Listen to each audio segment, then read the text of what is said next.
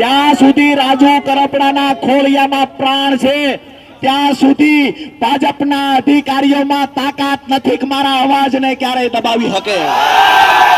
મારે જોવું છે કોનામાં કેટલું પાણી છે। હું ગાડીની અંદર 5 જોડી કપડા લઈને આવ્યો છું એટલે તૈયારી છે। બોટાદ માર્કેટ યાર્ડ બહાર આમ આદમી પાર્ટીનો હલ્લાબોલ। આમ આદમી પાર્ટીના ખેડૂત નેતા રાજુ કરપડાનો આરોપ। બોટાદ માર્કેટ યાર્ડના સત્તાધીશો સામે ગંભીર આરોપ। માર્કેટ યાર્ડમાં ખેડૂતોનું શોષણ થાય છે। બોટાદ માર્કેટ યાર્ડના સત્તાધીશોએ એપીએમસીને બદનામ કરવાનું કામ કર્યું છે। વેપારીઓ અને દલાલો ખેડૂતોનું શોષણ કરી રહ્યા છે। ખેડૂતોને લૂંટવાનું કામ સત્તાધીશોની રહેમ હેઠળ થઈ રહ્યું છે।